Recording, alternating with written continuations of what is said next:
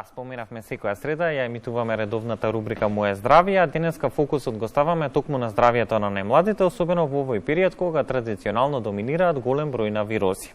Тоа го потврдуваат и педијатрите од детската болница Козле, кои што велат дека периодов се соочуваат со зголемен наплив на пациенти со респираторни инфекции.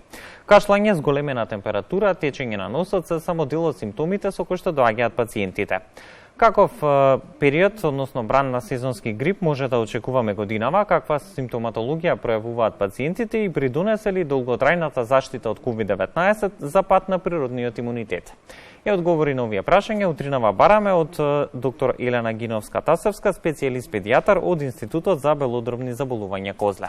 Добро утро и добро ни дојдовте. Добро утро, поздрав до вас и до гледачите на утринската програма на Македонската радиотелевизија. Благодариме најпрви што ја прифативте поканата да говорите за Македонија наутро. Темата ќе отвориме вака некако. Соединетите американски држави, Германија веќе предупредија на сурова сезона на сезонски грип како резултат на олеснувањето и укинувањето на оние заштитни мерки против COVID-19.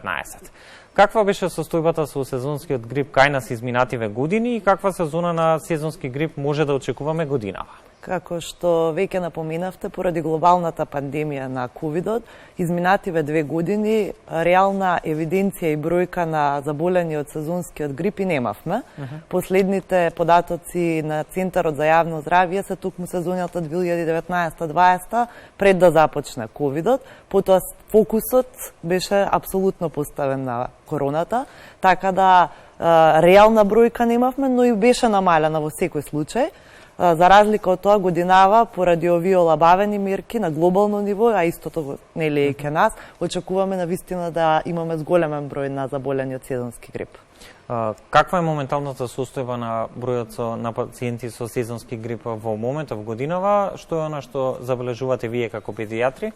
Така, таа е само што започна. Значи, според исто така официјалните податоци на Институтот за јавно здравје, на почеток на сезонскиот грип 42-та недела од годината, значи некаде до 23 октомври, имаше некоја бројка од само 47 заболени официјално пријавени, од кои повеќето беа од Полошкиот регион. Децата, што ни се во нашиот фокус интерес, беа со една мала бројка од 12 деца. Кај нас конкретно во институтот, иако се диагностицира вирусот на грипот, односно инфлуенцата, се уште немаме никој официјално заболен од сезонски грип, така да мислам дека допрва следува сезоната на сезонскиот грип. Што е со бројот на прегледи, како се движат тие во текот на едно деноноќе и колков процент од оние пациенти кои што доаѓаат кај вас всушност се задржуваат на болничко лекување? Така, значи иако сезоната на грип се уште ни е на прагот, бројката на прегледи на другите вирузи кај децата во моментов можам да кажам дека навистина го достигнува пикот. Бројот на прегледи во едно деноноќе достигнува и до 130 прегледи. Значи за еден викенд, ако во Струшкиот регион имаат 200 прегледи, кај нас од 450 до 200 само во нашиот институт зборуваме. Сега бројот на хоспитализирани е некаде 10% на деца кои се задржуваат на болнички третман, останатото е се амбулантски, односно се третира во домашни услови. Што и не е така голема бројка, барем за почеток на сезоната на грипот, како што наведовте и вие. Меѓутоа капацитетите се исполнети до последно место на институтот, така да во моментов се бара место повеќе за да се прими некој дете. Да, и треба да бидеме особено внимателни дури и со сезонскиот грип. Така. Што е во однос на состојбата со COVID-19? Имате ли COVID позитивни пациенти во моментов на институтот? Како се движи состојбата со COVID токму кај најмладите во моментов?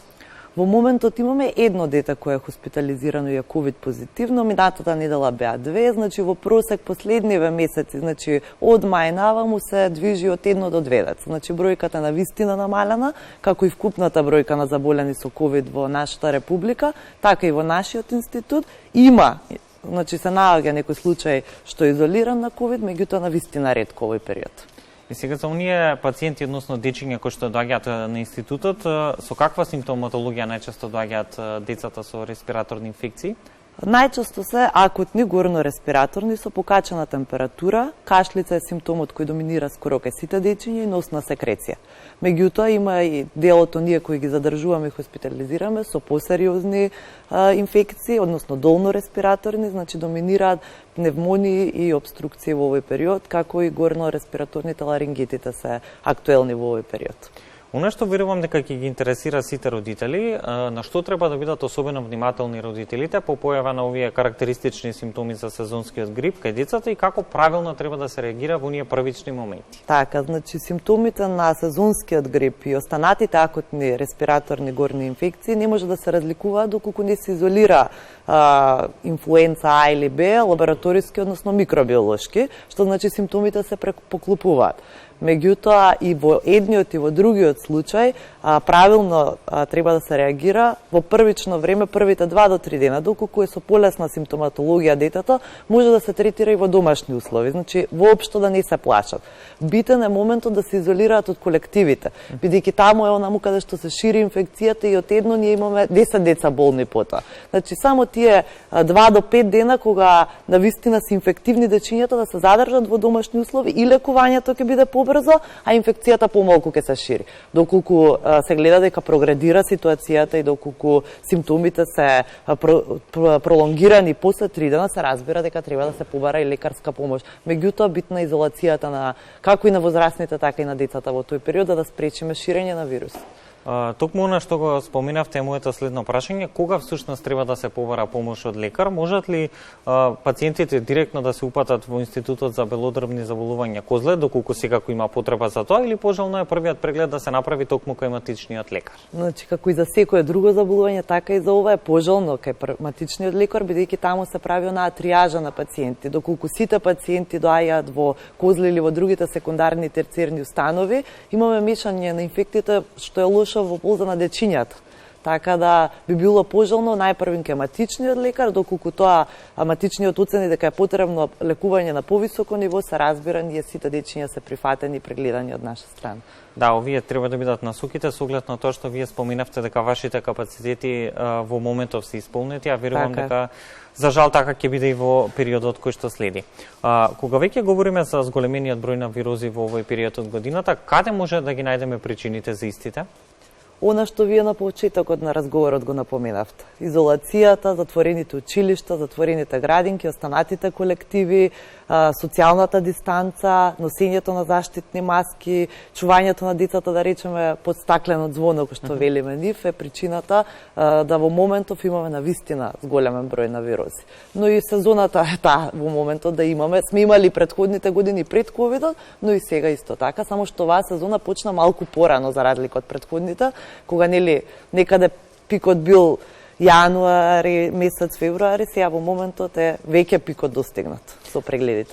Кога го споменавте искуството од претходниве години, се разликува ли од сезонските грипови годинашниот од оние кои што ги имавме минативе години со оглед на сите мутации кои што се случува периодов? Рано е да кажеме, навистина, бидејќи се уште не е официјално започната со високи бројки, ќе видиме, но не би требало вирусот на инфлуенцата А и Б тој, така да симптомите се тие. Значи, температура, повторувам, кашлица, носна секреција, болки во зглобови, во мускули, омалаксаност, намален апетит кај дечињата, кој повторно напоминувам не треба да ги грижи родителите, бидејќи е само лимитирачки за кратко време со правилна нега дома минува.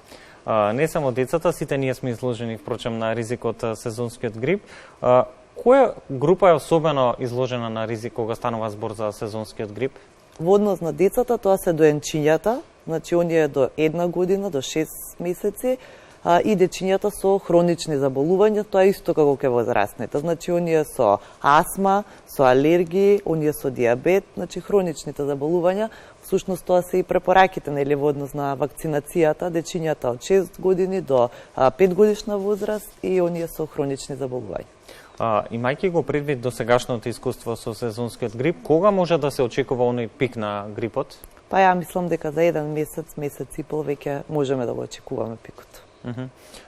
Имаме ли капацитет во смисла на здравствени капацитети за да се справиме токму конкретно еве кај вас на Институтот за белодрвни заболувања? Секако дека имаме, особено со кадар, но и со просторен дел. Тоа е секако информација која што добро да се знае. Да. На 19 октомври започна вакцинацијата против сезонскиот грип за оние ризични групи население. Која е вашата препорака? Дали децата треба да се вакцинираат против сезонски грип и кога?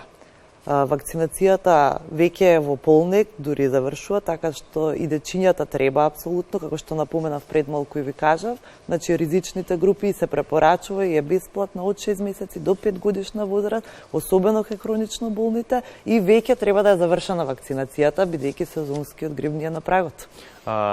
Колку заштита дава токму оваа вакцина против сезонскиот грип? Голема заштита, во најмала рака и да се фати грипот, е со премногу лесни симптоми кои дури не побаруваат ни помош од доктор. Значи може да се во домашни услови третираат и воопшто родителите да не се грижат дека може да остаи последици на здравието на дечињата.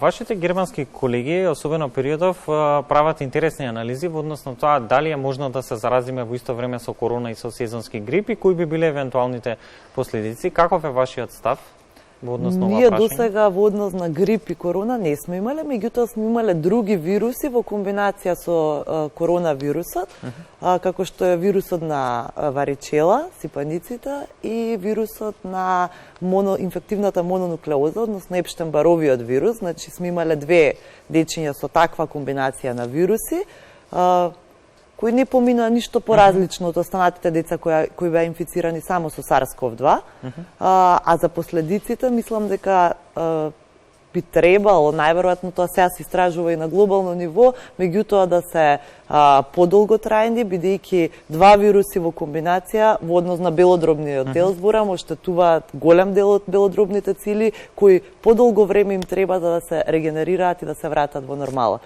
Така да се внимава сепак. Да, говоревме за симптомите и причините на околу сезонскиот грип, она што верувам дека сите го знаат, но еве во секој случај е добро да се повтори, која е онаа терапија која што се препишува токму кај сезонскиот грип и како можеме да си помогнеме самите на себе во случај на сезонски грип.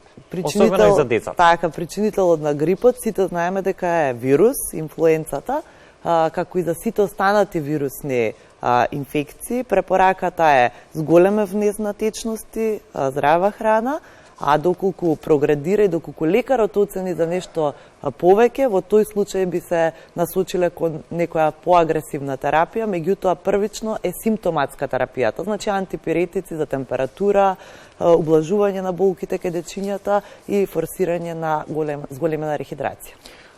Како велат, превенцијата е најдобар лек, со оглед на тоа што многу деца не биле изложени на грип последниве години, токму поради заштитата од COVID-19, тука ќе ги вклучиме и постојаната употреба на маски, учење на далечина и социјално дистанцирање, преземени во последниве години, некако се чини ги оставија децата без природен имунитет. Како да се зајакне имунитетот на децата токму во природен пат? Како и претходно, така и сега мојот став во врска со ова како педијатар е здрава исхрана, здрав сон и чист воздух. Значи повеќе физичка активност на отворено, колку што дозволуваат временските услови, доволно внесување на здрава храна и доволно сон за децата. Што е со оние суплементи кои што некако по обичај сме склони кон истите, дали во која мера треба да им се даваат токму на децата? Се разбира дека ќе одредена група на деца треба, меѓутоа треба внимателно, предпазливо и секогаш со препорака на лекар. Родителите имаат обичај сами да си бараат и сами да си купуваат, меѓутоа строго препорачувам тоа да биде со препорака на докторот нивен, барем атичниот педијатар.